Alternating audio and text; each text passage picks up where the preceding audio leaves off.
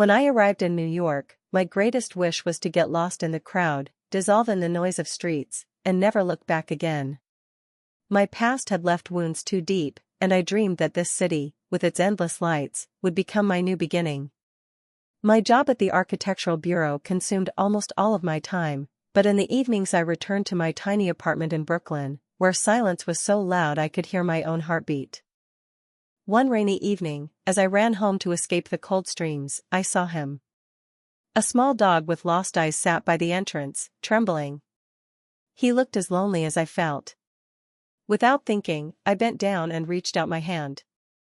He hesitated, sniffed my fingers, then rested his head on my knees, as if entrusting me with his life. I had neither a bowl nor a leash, but I had a desperate need for someone to fill the emptiness. That night, I let him stay. I named him Sky, because he reminded me of light among gray clouds. We dined together, I ate pizza, he got a piece of cheese, and watching him fall asleep on the couch, I suddenly realized, this wasn't just a random encounter. It was something more, though I couldn't yet explain what. A week later, a note appeared on my door, short, restrained, almost shy. Have you seen a dog with a dark patch above his eye? He responds to the name Sky. My number, my heart skipped, and suddenly I felt jealous of someone I didn't even know. I dialed the number. The voice on the other end was quiet, a little tired, with pauses beloved by introverts. My name is Luke. I live nearby. He got lost during the storm. I invited him to come by in the evening. While waiting, anxiety grew inside me, they would take away the fragile piece I'd just found. When he knocked, I was already standing with the leash in hand, as if it were my argument. Luke stepped in hesitantly, tall, with unruly hair, dressed in a dark gray hoodie. Sky rushed forward but didn't run to him headlong. He turned to me first, as if asking permission. Luke crouched down. Hey, buddy. The relief in his eyes made me ashamed of my jealousy. We had tea in my kitchen among sketches and bowls of food. He told me he was a freelance programmer, rarely went out, loved the empty bridges in the early morning. I admitted I was afraid of bridges, they always reminded me how easy it was to fall between two shores. Luke nodded as if he understood the unspoken. Thank you for taking care of him, he said. Then, quickly, if it's not too much trouble, maybe the three of us could go for a walk tomorrow. I felt the walls I'd been building for years suddenly sprout windows. We met at the corner near a cafe where the barista wrote little wishes on cups. Mine said, "Don't rush." Sky carried his tail like a banner of truce. We walked along the river, and Luke spoke little but precisely, about code that either works or lies, about trust being like refactoring, invisible, but without it everything collapses. I laughed because I was used to the language of concrete and steel, yet his metaphors hit the mark. He asked why I had moved. I told him half the truth, I wanted a clean slate. The other half I kept, running away from someone who loved projects more than people, and from myself for allowing it. We stopped on a footbridge, and the wind tangled my hair. Luke offered me a hair tie. Such a small thing, yet my heart flipped. It's hard for Sky without you, he said. I think he likes your calm. I nearly joked that my calm was an evacuation point on a fire plan, but I bit my tongue. As we parted, he touched my elbow hesitantly. The warmth of that touch lasted longer than coffee. At home, Sky curled up by the door, as if waiting for it to open again. For the first time in years, I sketched not a facade but something alive, the silhouette of a man and a dog at dusk. The lines came out softer. I texted Luke, "Thanks for the walk." Tomorrow? His reply was almost instant, tomorrow. Tomorrow turned into a week of walks and silences warmer than conversations. We were learning not to frighten each other. Luke was attentive to details, he noticed I always avoided puddles on the left, and so he shifted half a step, leaving space. Sky slipped between us like a living thread. One day Luke invited me to his loft. It was sparsely furnished, full of light, books scattered with thought-out chaos, monitors glowing like windows into other cities. I touched a shelf of records, Billie Holiday, Miles Davis. you listen to vinyl? When code won't compile.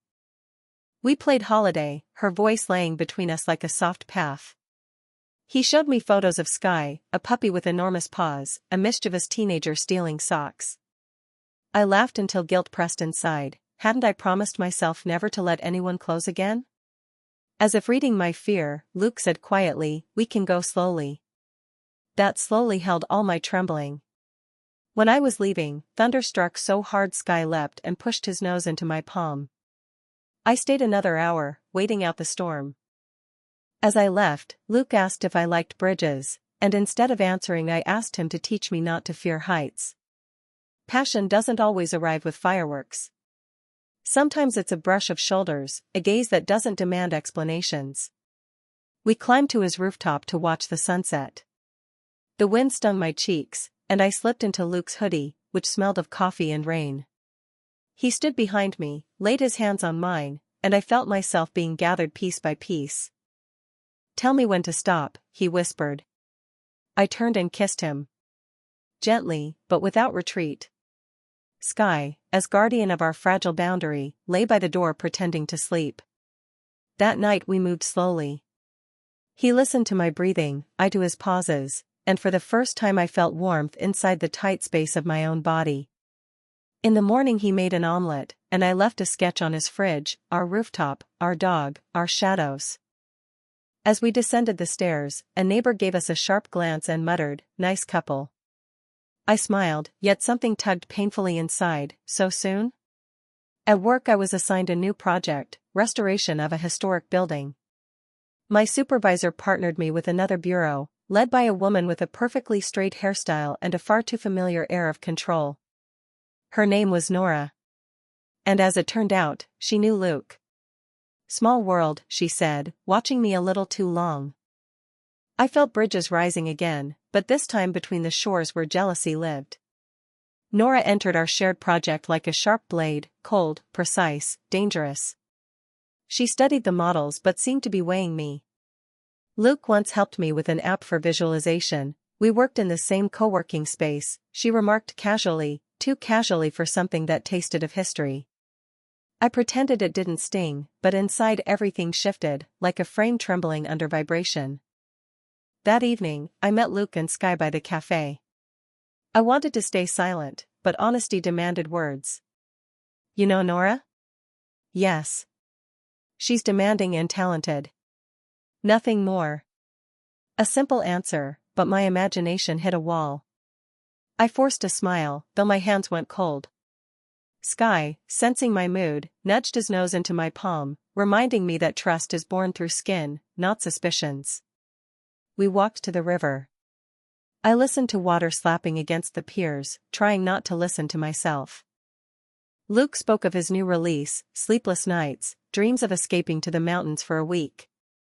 I caught the tones in which there was no Nora and felt ashamed of how quickly jealousy invented plots.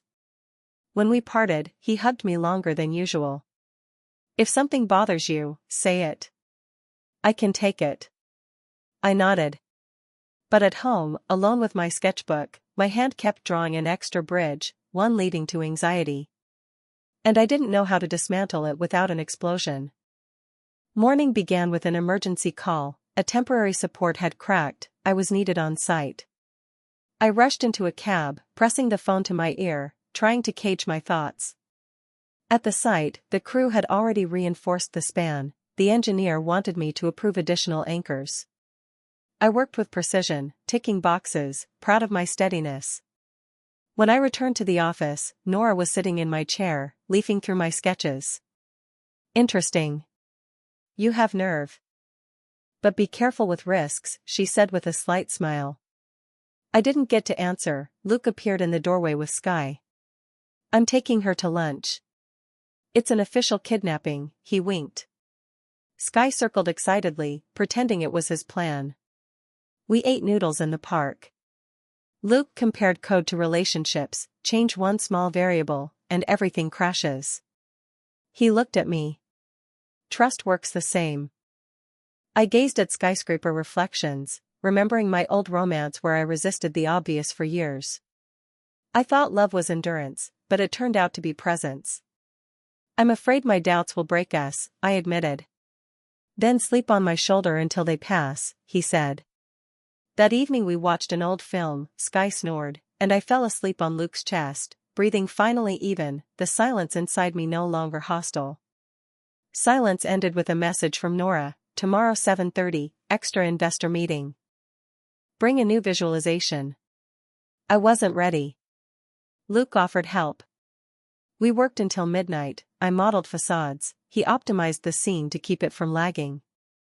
Holiday sang, Sky sulked, bringing us his ball, indignant at neglect. When the final render appeared, I laughed from exhaustion and fear. What if tomorrow they tear it apart? Then we rebuild. We don't build bridges from paper, Emily. I placed my anxious pulse in his hand, he didn't let go. Morning brought Nora's cool stare and a hard negotiation table. Investors prodded, searched for flaws. I spoke firmly, defended load-bearing lines, argued for light and shadow. At the end Nora said, calm and cutting, the project moves forward. In the hall she added, good job. And your friend seems to know his stuff. Her smile sliced air. He's my anchor, not your variable, I replied, surprising even myself. That night we celebrated with pizza on the windowsill.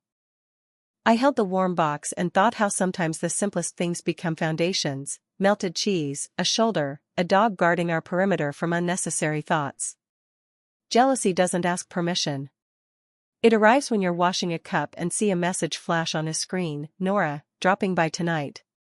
Need API consult. My stomach twisted. Dinner for 3? I asked, trying to sound casual. She'll be here 10 minutes. Promise. I nodded, but my mouth dried.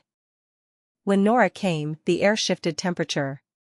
She leaned over his monitor, asked quick questions, thanked him, her hand brushing the back of his chair. My insides held. 10 minutes stretched to 40. When she left, I was ice. You promised. Sorry. It really was work. I work too. But I don't invite colleagues to spend the night in my office. He sighed, set his hands on my shoulders. Emily, I'm with you. Period. I pulled back. Periods don't work when I'm filled with commas. I grabbed sneakers, took Sky, stormed out. We walked by the river, wind slapping my face as I spun stories about people tangled in fear, calling it caution. Sky tugged toward home, where his people were. I cried silently so as not to scare him. Returning, I found Luke sitting on the floor by the door. I won't let your past write our rules, he said.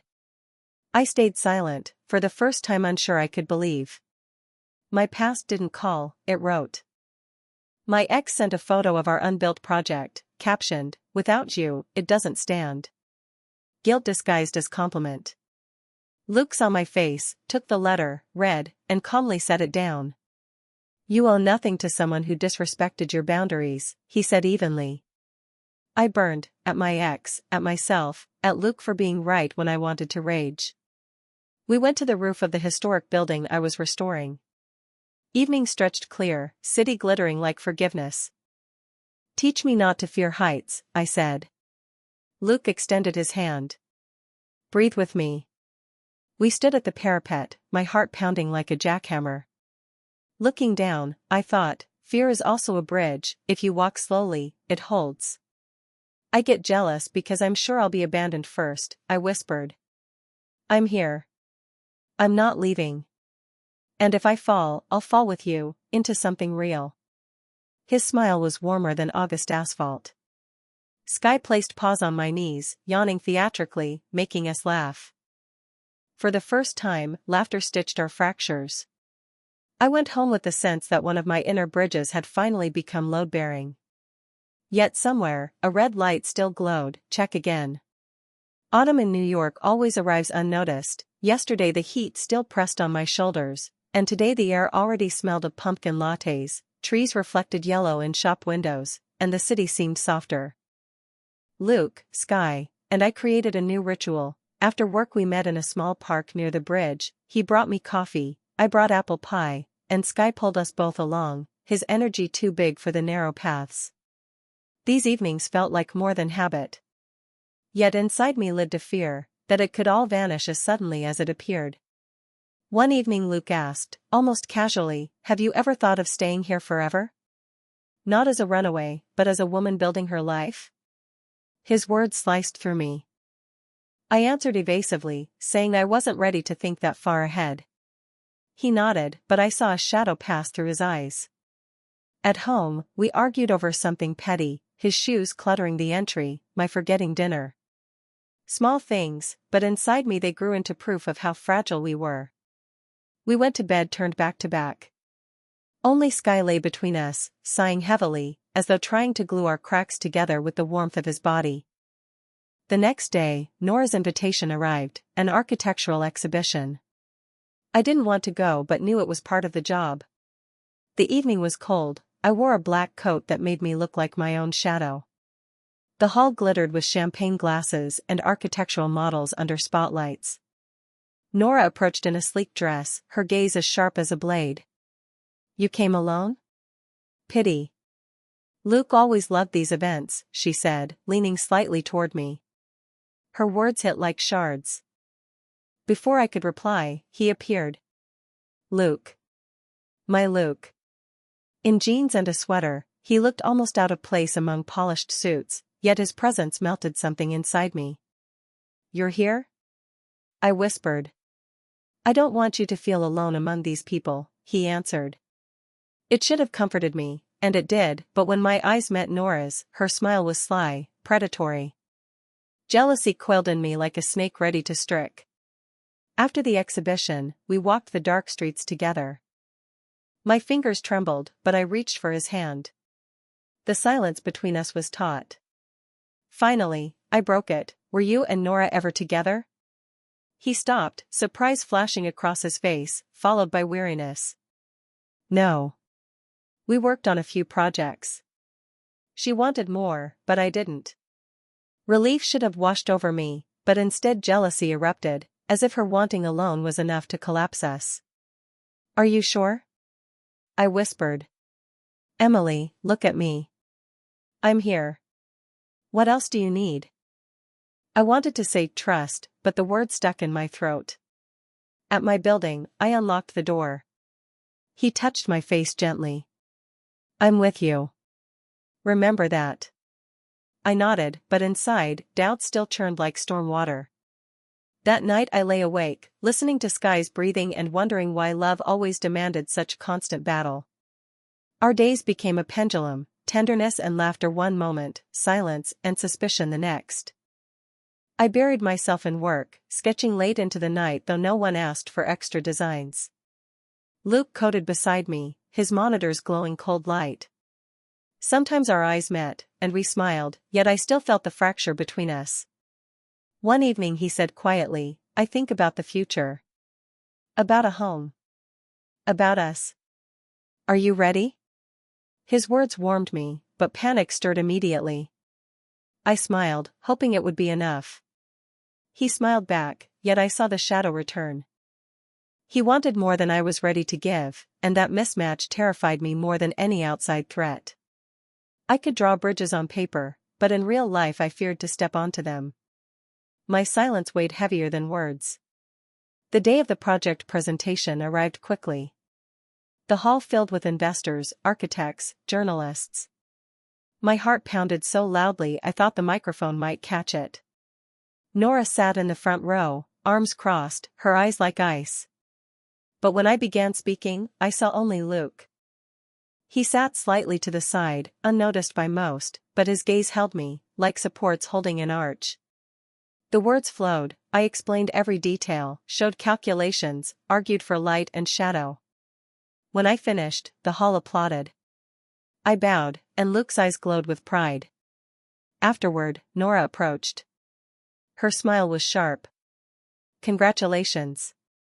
But remember, New York doesn't tolerate the weak." I was ready to reply, but Luke took my hand. "Don't listen. We're stronger," he whispered. That evening, we climbed to the roof. The city glowed with thousands of lights, sky curled at our feet.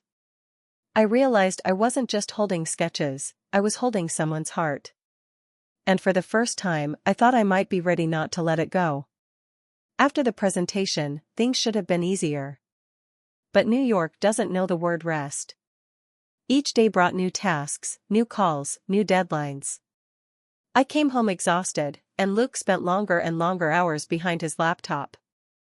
Sky roamed between us, dropping toys on the floor, begging for attention, but we each hid in our own world. One evening I entered his room and saw messages on the screen. A simple chat with a client, technical questions, a few jokes. Yet my brain immediately spun a betrayal story. Luke noticed my look.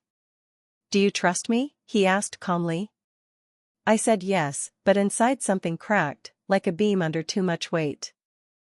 That night we slept back to back, and it felt like even the warmth of his body could no longer reach me. Sky lay between us, sighing heavily, as though trying to stitch together two halves of torn fabric. I stared into the darkness and wondered why trusting someone felt harder than rebuilding a broken building. The next morning things grew more complicated. Nora called, her voice clipped, authoritative, urgent site visit. Problem with the facade. My pulse spiked. I rushed there, fearing collapse. But when I arrived, it was nothing critical, a small crack, easy to fix. Nora stood on the site in her heels, smiling like a puppeteer. "Wanted to see if you can handle pressure," she said. Her words stung. "I hold up better than you think," I replied, though my hands still trembled. That evening Luke met me with tea. He watched me quietly, as though studying each fracture in me. "Don't let her shake your faith," he murmured. I smiled, but inside I knew, my worst enemy wasn't Nora. It was me, my doubts, my fear, my inability to trust the ground beneath me. We decided to escape the city for a weekend. A little cabin in the mountains felt like a fairy tale, wooden walls, a fireplace, the sharp scent of pine. Sky bounded across the meadow, chasing leaves, leaping as if to snatch the sky itself. We left our phones in a drawer and gave ourselves permission to simply be. I cooked dinner, Luke chopped wood. When he came in, his cheeks flushed red from the cold, holding a log like a prize, a wave of tenderness engulfed me. "I want this always," I whispered, not believing I dared. He stepped closer. "Then let me be here always," he answered. His words felt like a proposal, though there was no ring. Panic and desire collided inside me. My past screamed, "Don't promise what you can't hold." My heart shouted, "Say yes." I kissed him to cover the silence, pouring fear and hope into that kiss. In the mountains we were happy. We hiked trails, Sky left paw prints in the snow. At night we sat by the fire, listening to wood crackle. Silence there healed us. But back in the city, everything slammed hard again. Work flooded me, deadlines pressed, Nora's eyes haunted even my dreams. Luke coded more, I sketched more, and we drifted apart like two banks of the same river. One evening he said, "I want us to live a real life. Not half-lives, not stolen evenings, but a home." His words pierced me. I wanted to answer, but only managed, "Give me time." He nodded, but in his eyes I saw exhaustion and pain. I realized my time was running out faster than I thought. We sat side by side, but the distance between us was measured in silence, not inches. Even Sky, our bridge, stayed quiet, unwilling to jump into the growing gap. That night I couldn't sleep. I lay awake, listening to the city hum outside and the uneven beating of my heart. My past shouted, broken bridges, betrayed promises, a man who left me with ruins. I feared the story repeating.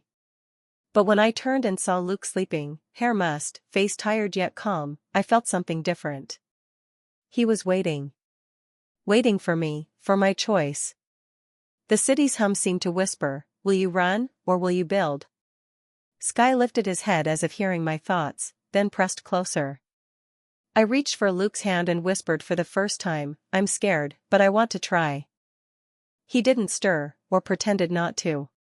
But something shifted in me. I understood, trust isn't leaping into the abyss. It's stepping onto a bridge we build together. And maybe, just maybe, that step would be the most important of my life. The next morning seemed ordinary, the smell of coffee, toast on the table, the city murmuring outside. Yet on the table lay another note from Luke. Just one line: I walk beside you, but only if you take a step too. I held the paper as though my future were written on it. At work, deadlines roared, colleagues demanded answers, but all I heard was his voice in those words. By evening, I left the office and saw him waiting. Luke stood under the streetlight, Sky pulling eagerly at his leash. I approached, my heart thundering. I'm not perfect, I whispered.